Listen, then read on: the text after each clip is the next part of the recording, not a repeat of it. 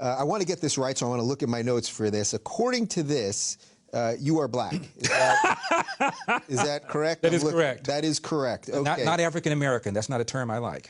How come you don't like the term African American? Ridiculous. I was born and raised in America. I've never been to Africa. Why am I an African American? Most of my people have been here longer than most of the other people in this room. Yet most people don't have a hyphen. You know, I'm an Italian American, Greek American, Romanian American. It's an absurd term. It's a term that Jesse Jackson almost single-handedly crammed down the throats of our media. And after Jackson began to talk about why blacks should have some connection to Africa, all of a sudden, New York Times, LA Times, all of the media began using that expression. It's ridiculous. Yeah. So the guys that use these phrases, what are they going for there? Well, what is the goal there? The goal is to tell black people that we're victims, that discrimination and racism remain major problems in America when in fact they don't. And they want black people to vote for the Democratic Party. The Democratic Party gets 95% of the black vote, and the reason they get it is because blacks are convinced that the #1 issue facing the country right now is social justice, racist white cops, discrimination, systemic racism, microaggression, whatever new word they come up with, and it's a bunch of nonsense. The #1 problem domestically facing this country is a breakdown of the family. A black kid, or a kid, not just a black kid, a kid raised without a dad is 5 times more likely to be poor and commit crimes, 9 times more likely to drop out of school, and 20 times more likely to end up in jail. So you're far more likely to end up in jail without having a dad than you are because of a white racist cop. Right. So, but you wouldn't not acknowledge that there are some systemic issues. Give me an example. Tell me what you think the most systemic racist issue is. What is it? Well, I would say that because black people in most cases, in many cases, were descendants of slaves, that racism as an institution, that it just, a certain amount of it just exists. 2015? Give me the most blatant racist example you can come up with right now. I think you could probably find evidence that, in general, cops are more willing to shoot if the perpetrator is black than white. What's your basis for saying that? Last year... Well, look, I know a lot of people would say, look what's going on in Chicago. I know what they would say. Yeah. I'm talking about what the facts are. 965 people were shot by cops last year and killed. 4% of them were white cops shooting unarmed blacks. In Chicago in 2011, 21 people were shot and killed by cops. In 2015, there were 7. In Chicago, which is a third black, a third white, and a third Hispanic, 70% of the homicides are black on black. About 40 per month, almost 500 per year last year in Chicago, and 75% of them are unsolved. Where is the Black Lives Matter on that? The idea that a racist white cop and shooting unarmed black people is a peril to black people is BS. It's complete and total BS. And the reason for these so-called activists saying this is the assumption that racism remains a major problem in America. The media, CNN, especially MSNBC, runs down whenever a black cop shoots somebody, and it's some march on Washington. It's ridiculous.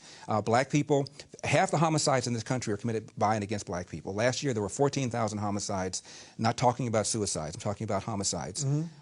Half of them were black. 96% of them black on black of that 7,000. Where's the Black Lives Matter people on that? In Baltimore, where Freddie Gray was killed. Freddie Gray died in a van. I shouldn't say was killed. Died in a van. Yeah. You have a city that's 45% black. City council is 100% Democrat. The majority of city council is black. The top cop at the time was black. The #2 cop was black. The majority of the command staff is black. The mayor is black. The AG is black. And yet here we are talking about racism. I mean, it's absurd.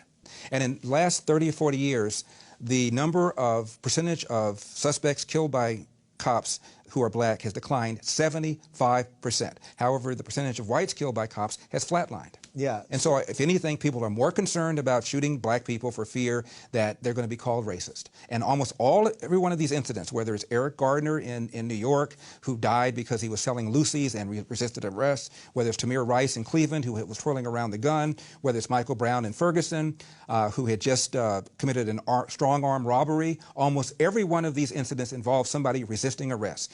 Why don't you just do what the police tell you? My dad said, when I get pulled over, have my hand at 10 o'clock, have my hand at 2 o'clock, say yes, sir, say no, sir, make sure my paperwork is in order, and if I feel the cop is mistreating me, get a badge number and deal with it later on. If Jesse Jackson and Al Sharpton and Obama and the whole group of them told black people to do that, we'd have a lot fewer of these things to deal with in the first place. Yeah. The biggest burden that black people have, in my opinion, again, is the percentage of blacks, 75% of them, that are raised without fathers.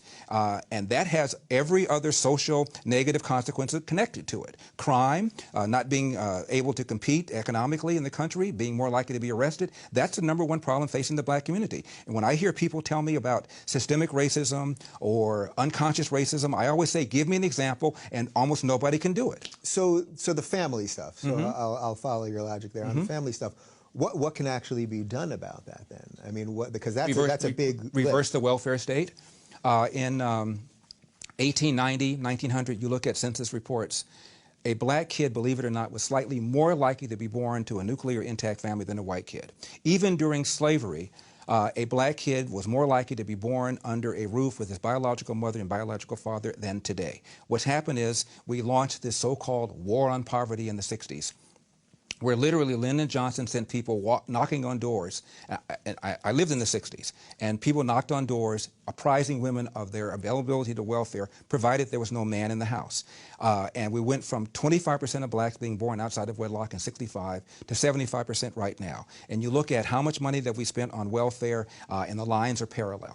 It was a neutron bomb dropped on this country, not just on the black community, but on people in general. At one time, only about 5% of whites were born outside of wedlock. Now 25% of whites are born outside of wedlock. It is the #1 problem in this country, and what we've done, in my opinion, is we've economically incentivized women to marry the government, and we've allowed men to abandon their financial and moral responsibility. And now we have this. So do you And the left has done this. They don't want to deal with these issues. Why? Let's have a conversation. If I'm wrong, tell me I'm wrong. Tell me how I'm wrong. Give me your data. Give me your facts. Tell me what you got. Yeah. And I could quote the Brookings Institution, which is a liberal think tank, and the Heritage Foundation, which is a conservative think tank, and they'll both tell you that there's a relationship between crime and bad schools and going to prison and not having a dad. So this is not just a liberal kind of thing or a conservative kind of thing. It's a real world kind of thing, and they don't want to have that conversation. How do you wrestle away a little bit of the narrative from the Black Lives Matter folks? Because obviously I tell the truth. You care about the same thing. Of course right? I do. I tell the truth. I talk about the #1 cause of preventable death for young white men is car accidents. The #1 cause of preventable death for young black men is homicide committed by other young black men. I tell the truth. I give the facts. And the facts are racist. Yeah, so the facts are racist. Facts are racist. Right. Hashtag facts are racist.